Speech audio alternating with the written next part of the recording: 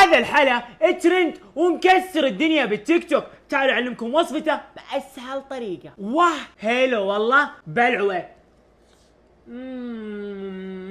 اول شيء لوصفتنا لليوم نجيب صحن العجانه وننزل كوب سميد، ولازم انه يكون ناعم، وكوب كامل من الدقيق، وملعقه واحده من السكر. يا سكر لا تنسى لا كل فولو يحلى سكر. خلنا نوصل 2 مليون في اسرع وقت بليز، حد لا تصير بخيل علينا، كله فولو يعني. ونص ملعقه بيكنج باودر، وربع ملعقه صغيره من الملح، وملعقه صغيره من الخميره، وميكس وفوق المواد الجافه نضيف ربع كوب حليب فقط. في العجانه اللي اخذتها من السيف جاليري اديسون، وعلى السرعه الرابعه ميكس، نخليها تعجن معانا، وننزل تدريجيا 3/4 كوب الحليب. مع العجانه الرهيبه بكل سهوله صارت جاهزه معانا العجينه. وبعد ما صارت جاهزه معانا ننزلها في الصحن ونغطي عليها ونتركها تتخمر مده نص ساعه. وبعد ما خمرتها نص ساعه نفرد العجينه ونرش فوقها شويه دقيق ونفردها بهذا الشكل لين ما تصير معنا العجينه الرقيقه زي ما انتم شايفين. وفي كوب قوامه زي كذا نجزء العجينه لين تصير معنا زي كذا. وبعد ما شكلناها بهذا الشكل جبن مربعات نحشيها بالنص ونشكلها زي كذا زي كذا زي كذا زي كذا كذا. بعد ما شكلتهم وفي زيت حار نزلتهم يقلون بهذا الشكل، ما يبغى لهم وقت كثير. وبعد ما صارت معنا بهذا اللون نطلعها من الزيت على طول. وعلشان نحضر الصوص نجيب صحن ننزل ربع كوب من دبس التمر، كوب كامل من حليب المحلى المكثف، وميكس لين ما يتجانس حليب المكثف مع دبس التمر. وبعد ما وزعتهم بالصينيه بهذا الشكل نطش الصوص فوقهم زي كذا لما نغرقهم بالكامل. وهذه النهايه. هذا هو الحلا الترند واللي مكسر الدنيا في التيك توك. سويته لكم باسهل وابسط طريقه، لازم تجربوه وبالعافيه عليكم.